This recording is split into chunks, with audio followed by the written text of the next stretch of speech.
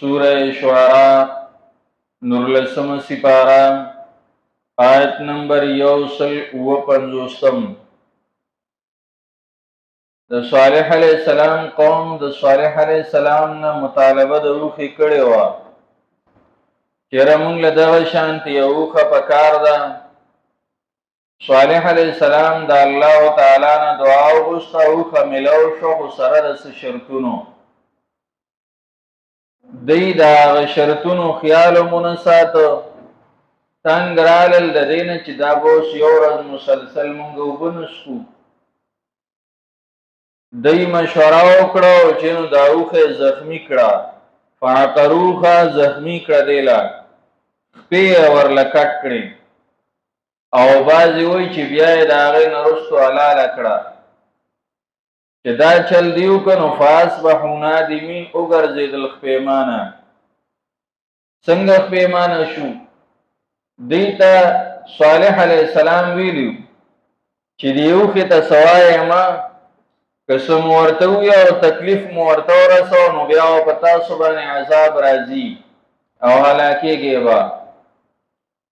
دی د صالح علیه السلام خبره ونه منله چې دی زخمي کړه او هلاک یې کړه. نو هغه ورته وایي چې 3 ورځو کې او په تاسو باندې عذاب راځي.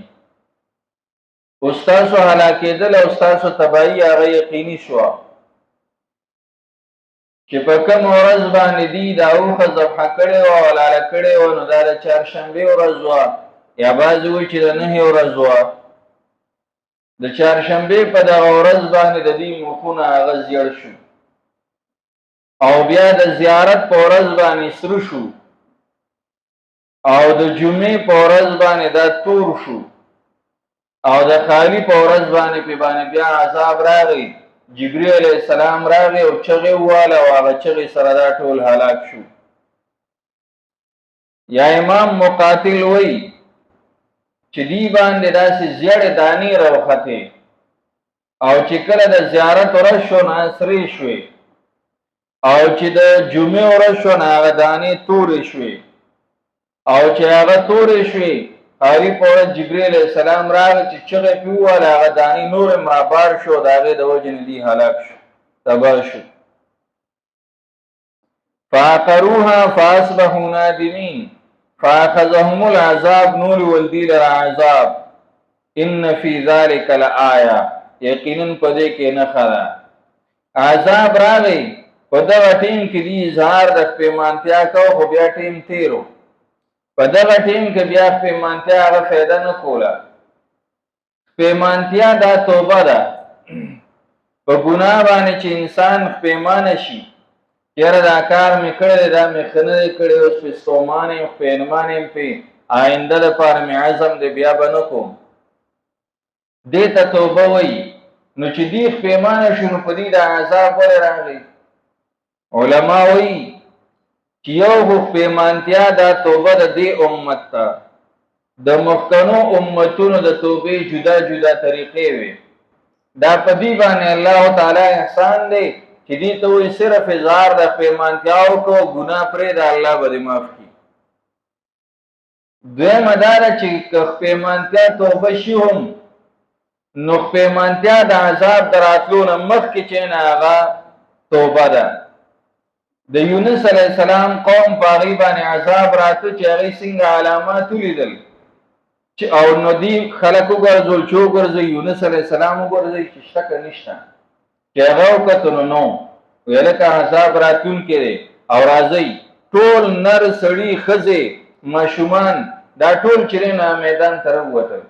او الله تعالی ته منت زاري شروع کړه او اجتماعي توبې وویستله. چې توبې وویستله عذاب ته نه الله تعالی واپس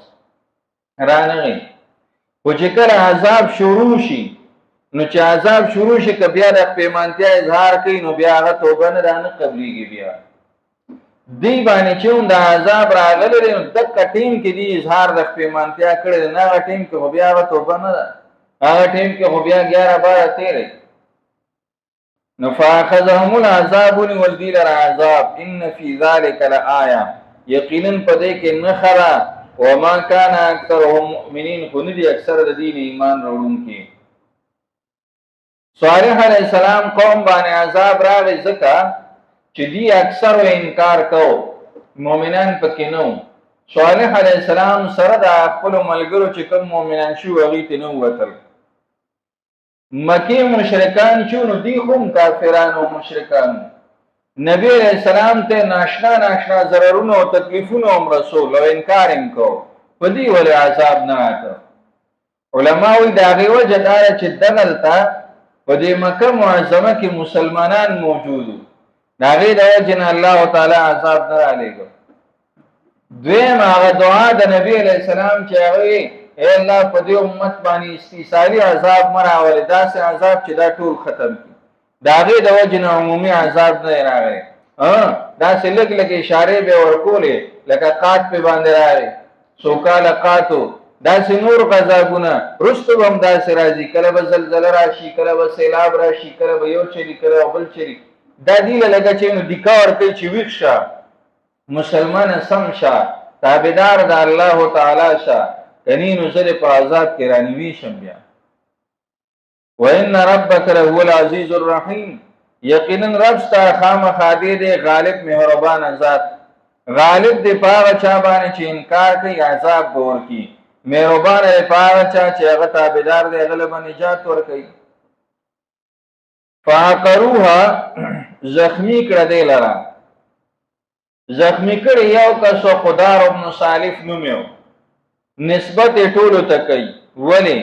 دا غي وجه دا ټول قوم په راضي چې دا کار یې سمو کو دې د وجه نه چې د ګناه کار یو کسو کې خنور په باندې راځي دا ټول په دې ګناه کې شریک دي د ګناه په کار باندې په اظهار د رضامندیا نه کې په اظهار د رضامندیا دی کو نو چې څنګه هغه ګناهګار دی نو تک شانته وسره ټول ګناهګار یو سړی هغه ګناه په مغرب کې کوي او ته په مشرق کې اوسېږي او ته چې دا کار یې ښه دی او زما په باندې رضا ده ته سره مکه شانتي ګناهګار څنګه چې هغه دی دې د وجه نه د ګناه په کار باندې اظهار د رضا او د خوشحالۍ هغه نه دی په کار په هغې باندې اظهار د خفګان په کار دی فعقروها دی زخمی کړه د اوښې لره فاصبحوا نادمین نو ګرځېدل پښیمانه فاخذهم العذاب ونول دی لر عذاب ان فی ذلک لآیه یقینا پدې کې خامخا نښه وما كان اکثرهم مؤمنین واکثر د دین مؤمنان وان ربک یقینا رب تعالی هو العزیز الرحیم خامخا دې غالب مهربان